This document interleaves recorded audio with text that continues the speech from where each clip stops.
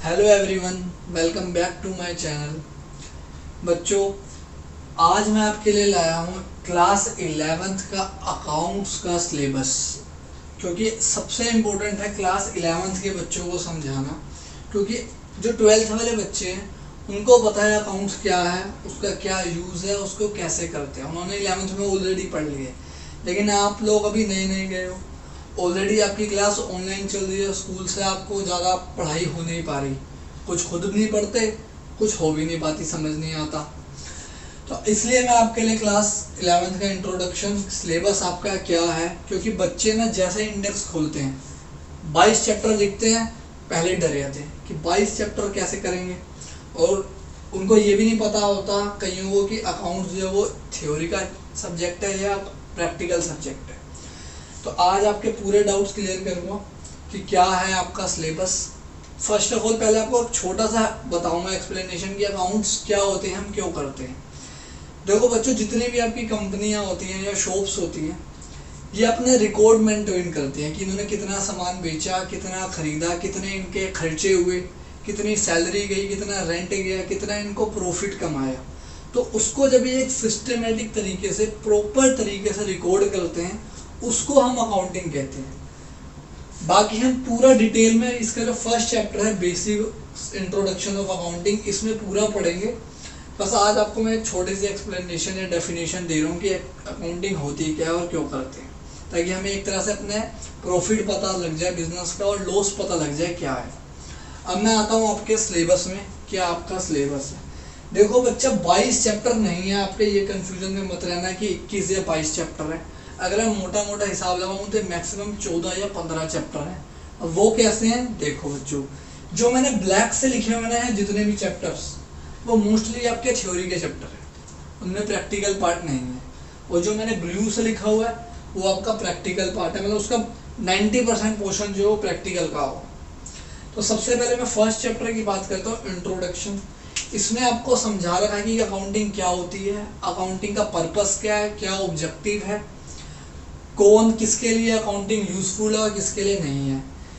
Theory chapter है complete. First term का जो आपका एग्जाम होता है, जो स्टार्टिंग के यूटीज होते हैं, उसमें यही चैप्टर आता है।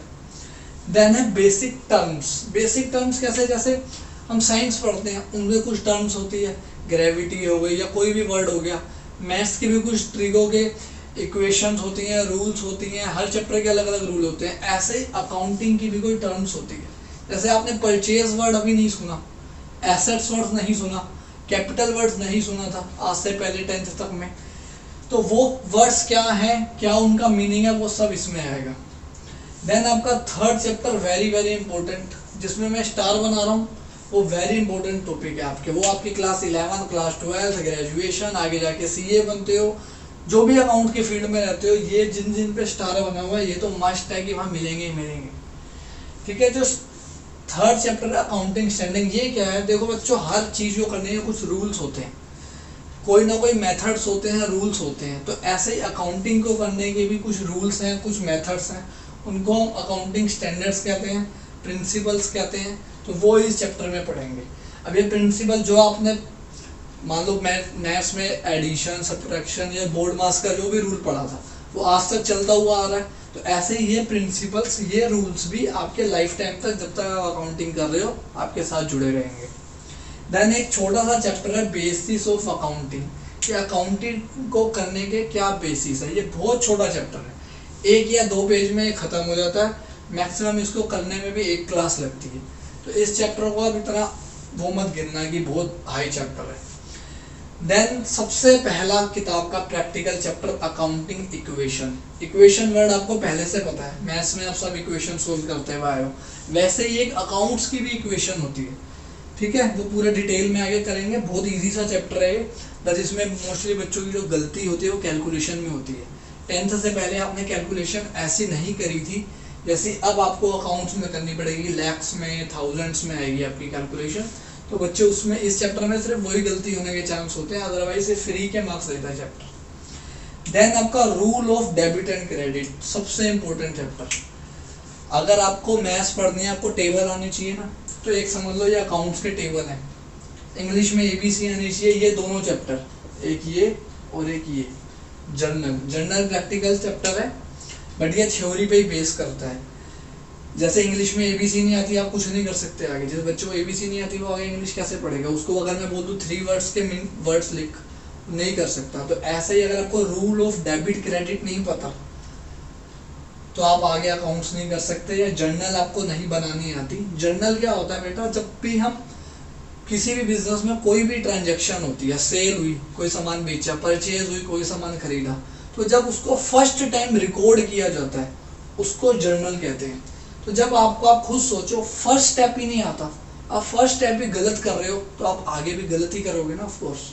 तो ये बहुत ज़्यादा इंपॉर्टेंट है क्लास 12th में भी आपके, और आगे जो भी आप अकाउंटेंसी करोगे।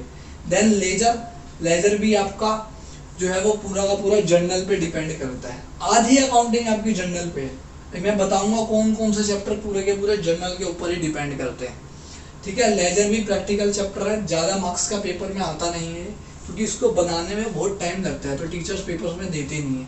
बट आपको पता होना चाहिए क्योंकि 12th में आपके लेजर ही बनने हैं आगे जाके। Then cash book easy chapter है बट कॉन्सेप्ट इसका अच्छा है समझने में। 12th में भी इसका थोड़ा सा पोर्शन आता है आपका, बहुत कम आता है। और आपको पता होना चाहिए कि कैश बुक क्या होती है। नाम से आपको कैश पता लग रहा होगा, कैश मतलब जो हमारे पास हाथ में पैसा है, तो उससे रिलेटेड ये चैप्टर है।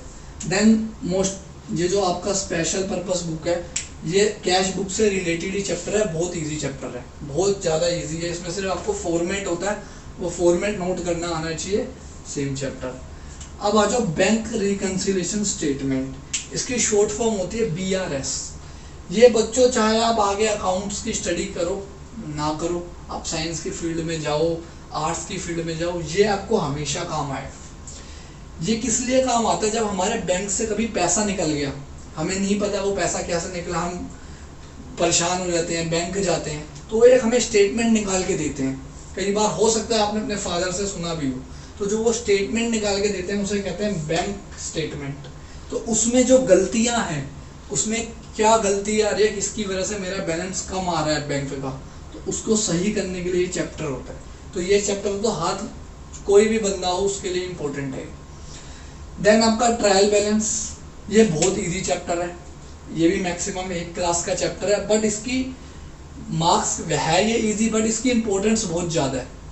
क्यों इसकी इम्पोर्टेंस ज़्यादा है? इसके बेसिस पे आगे के ये 2 जो चैप्टर हैं, मतलब ये फाइनेंशियल स्टेटमेंट वाले 2 चैप्टर हैं, ये डिपेंड करते हैं ये कैसे बनेगा।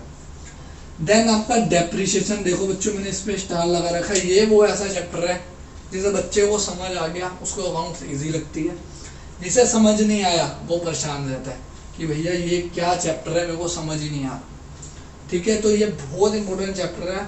जब भी आप डेप्रिसिएशन करो तो पूरे फोकस के साथ आपने करना है। आगे ग्रेजुएशन में भी आएगा, CA करोगे वहाँ भी आएगा, हर जगह इसका कुछ ना कुछ पार्ट आता है, सबसे इम्पोर्टेंट चैप्टर है। Then provision and reserve, 1 class का ये चैप्टर है, थ्योरी चैप्टर है, बहुत बड़ा चैप्टर नहीं है। जो मैंने बेसिस ऑफ अकाउंटिंग बताया था इससे भी छोटा चैप्टर है, ठीक है। देन आपका बिल ऑफ एक्सचेंज, सबसे इंटरेस्टिंग चैप्टर किताब का, जिसमें आपको पढ़ने में ही मजा आएगा और आप शौक भी होगे कि ऐसा भी होता है अकाउंटिंग में, या रियल लाइफ में ऐसा भी होता है। बहुत इजी चैप्टर है और ये पूरा का पूरा जर्नल है। ये चैप्टर कंप्लीटली जर्नल एंट्री ही बनानी है इसमें, इसको जर्नल एंट्रीज बोलते हैं। ये पूरा का पूरा सेम चैप्टर।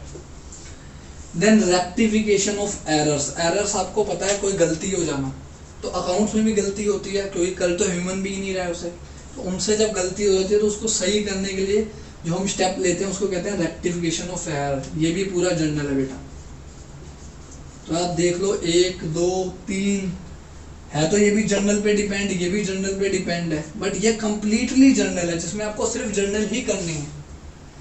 देन आपके जो ये फाइनेंशियल स्टेटमेंट है, ये क्या होता है, जो अकाउंटिंग का सबसे एक तरह से एंडिंग का पार्ट होता है, जिससे हमें एक्चुअल में हमारा प्रॉफिट पता चलता है, उसको कहते हैं फाइनेंशियल स्टेटमेंट्स। इसके किताब में 2 चैप्टर है, एक विद एडजस्टमेंट, एक विदाउट एडजस्टमेंट, दोनों आपने करने हैं। जो विदाउट एडजस्टमेंट है वो बहुत ईजी है, और जो विद एडजस्टमेंट है वो थोड़ा सा कॉम्प्लिकेटेड है विदाउट एडजस्टमेंट के कंपैरिजन में, है वो भी ईजी। और ये इंपॉर्टेंट क्यों है? क्योंकि 12th में ये काम आता है आपका। अगर आपको पता ही नहीं होगा आपका मेन जो अकाउंटिंग की एंडिंग है वो कैसे करनी है, इसलिए स्टार्टिंग वाला भी बहुत इंपॉर्टेंट है और एंडिंग वाला भी। देन एक चैप्टर है सिंगल एंट्री सिस्टम। ये भी चैप्टर इजी है, मुश्किल नहीं है, लेकिन ये 12th में काम आता है, इसलिए मैंने स्टार लगा रखा है। इसमें आप जो भी पढ़ोगे चैप्टर में वो सारा का सारा 12th में काम आएगा।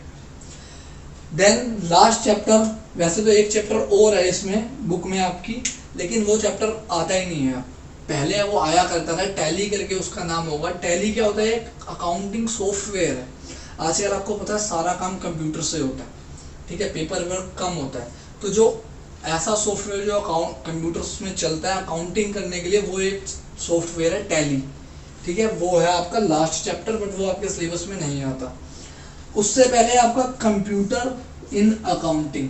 ये क्या है? बहुत सारे सॉफ्टवेयर होते हैं, जैसे मैंने एक टैली बताया, ऐसे और भी अकाउंटिंग के सॉफ्टवेयर होते हैं, ठीक है। कुछ सॉफ्टवेयर पहले से बने हुए आते हैं, कुछ कंपनियां अपने अकॉर्डिंग बनवाती है कि उनको जैसी अकाउंटिंग करनी है उसके अकॉर्डिंग, तो वो हम इसमें पढ़ेंगे। ये पूरा कंप्लीटली थ्योरी का चैप्टर है, 6 मार्क्स का ये चैप्टर आता है लास्ट टर्म में। बाकी आपका जो 30% सिलेबस डिडक्ट होगा, किस किस में से डिडक्ट हो रहा है, पूरा चैप्टर कभी डिडक्ट नहीं होगा आपका 11th में। सिर्फ मान लो ये BRS वाला जो चैप्टर है, इसमें से कुछ पोर्शन हटा दिया, डेप्रिसिएशन में से कुछ पोर्शन हटा दिया, तो जैसे ही आएगा तो मैं उसकी भी आपके लिए वीडियो बना दूंगा। जो लास्ट ईयर हुआ था मोस्टली चांस है कि वैसा ही सिलेबस डिडक्ट होगा, ठीक है बच्चों। तो अब नेक्स्ट जो आपकी वीडियो आएगी, वैसे तो मैं अकाउंटिंग इक्वेशन करवाने वाला था, क्योंकि प्रैक्टिकल है तो आपका जो है इंटरेस्ट बना रहे, बट मोस्टली बच्चों का जो अब यूटी हो रहे हैं उसमें इंट्रोडक्शन और बेसिक टर्म्स आ रहे हैं, तो मे भी हो सकता है जो नेक्स्ट वीडियो आपकी आए वो इंट्रोडक्शन और बेसिक टर्म्स की आए। आपको नोटिफिकेशन आ जाएगा, प्लीज चैनल को सब्सक्राइब करना। और जितने भी बच्चे, अब आपका 10th का रिजल्ट आने वाला है, तो बहुत सारे बच्चे अब क्लास लेना स्टार्ट करेंगे, तो उनको पता नहीं होगा क्या सिलेबस है क्या नहीं है। कईयों ने अभी कोचिंग नहीं करी होगी, क्योंकि बिकॉज अभी ट्यूशन्स खुले भी नहीं है, मोस्टली ऑनलाइन चल रहा है। तो आप अपने सारे फ्रेंड्स, जितने भी फ्रेंड्स हैं उनसे ये शेयर करें और चैनल को लाइक करें, वीडियोस को लाइक करें, चैनल को सब्सक्राइब करें और नेक्स्ट वीडियो के लिए वेट करें। जल्दी ही आपकी नेक्स्ट वीडियो आ जाएगी।